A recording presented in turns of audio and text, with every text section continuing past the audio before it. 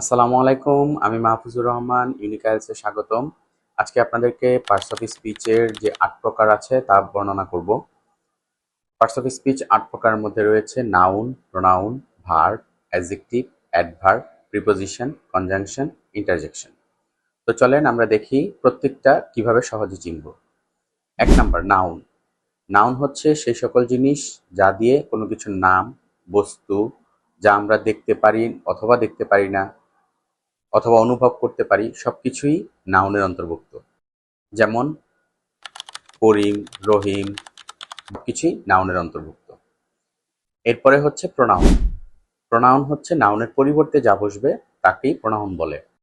হি, she, ইট, দে এগুলো হচ্ছে প্রোনাউনের অন্তর্ভুক্ত। অ্যাডজেক্টিভ, যা নাউনের দোষ, গুণ, সংখ্যা, পরিমাণ, অবস্থা এগুলোকে মিন করে অ্যাডজেক্টিভ।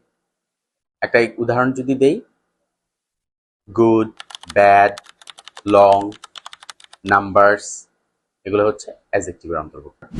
ভার্ব, যা হচ্ছে বাক্যের প্রাণ বলা হয়, কোনো কাজ বা ক্রিয়া, সেটাই হচ্ছে ভার্ব। যেমন আমি ঘুরতে যাই, আই ভিজিট ডিফারেন্ট প্লেসেস। আমি বিভিন্ন জায়গায় ঘুরতে যাই। আমি ঘুরতে, এই যে ঘুরতে যাওয়া, এটার যে ইংলিশ ক্রিয়া সেটাই হচ্ছে verb. I visit different places, আমি বিভিন্ন জায়গায় ঘুরতে যাই। ভার্ব ছাড়া কখনোই বাক্যের মনোভাব সম্পূর্ণভাবে প্রকাশ হয় না। এরপরে আসেন অ্যাডভার্ব। অ্যাডভার্ব হচ্ছে কি, এমন কিছু শব্দ বা শব্দগুচ্ছ যা স্থান, কাল, পাত্র নির্দেশ করে। যেমন আমি স্কুলে যাই, আই গো টু স্কুল। যখন এটার সাথে আমরা কিভাবে যাই, প্রতিদিন যাই। কখন যাই, প্রতিদিন যাই। হ্যাঁ, সময়টাকে মিন করে তখন আমরা এটাকে অ্যাডভার্ব বলি।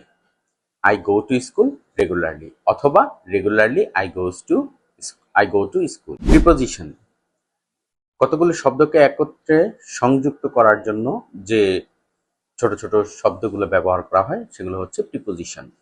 প্রি মানে পূর্বে, পজিশন মানে অবস্থান। যখন কোনো শব্দের আগে বসে অন্য শব্দের সাথে সংযোগ স্থাপন করে দেয়, ওই শব্দাংশগুলোকে বলা হয় প্রিপোজিশন।